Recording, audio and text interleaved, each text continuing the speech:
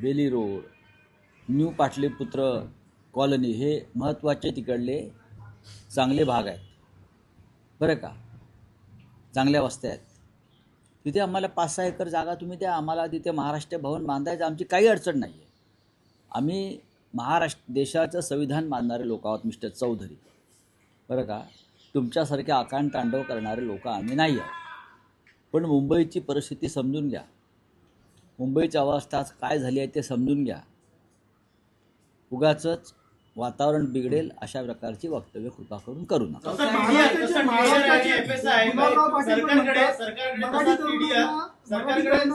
काम करण्याची वृत्तीच नाहीये असं कोण म्हणताय? गुलाबराव पाटील महाराष्ट्राचे मंत्री देखील म्हणतात बिहारी लोक इथे येऊन पोट भरतात.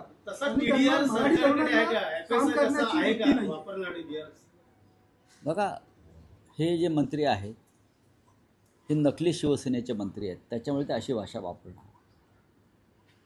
या मुंबईसह महाराष्ट्र जो घडवला आहे तो मराठी मजुरांनी श्रमिकांनी घडवला आहे ना.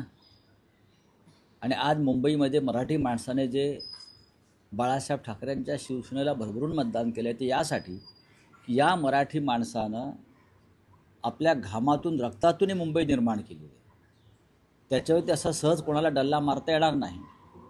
पण आता सगळंच डुप्लिकेट असल्यामुळे त्यांचे विचारसुद्धा डुप्लिकेट आहे.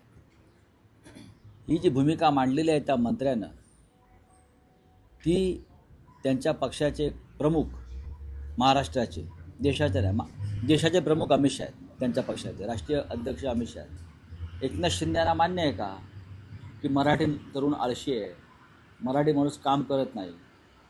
हे त्यांना मान्य आहे का? त्यांनी सांगावं ना, मग आम्ही उत्तर देऊ.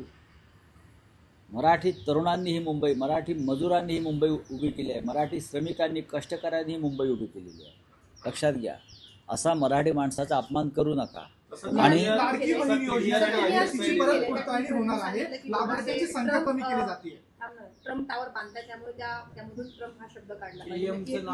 नाही, महाराष्ट्राचे एक मंत्री आहेत मंगलप्रभात लोढा,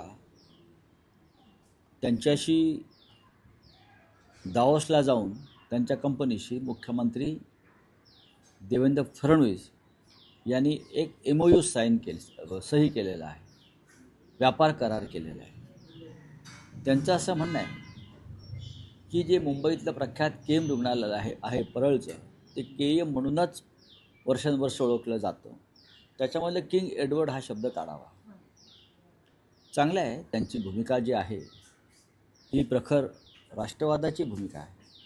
कारण ते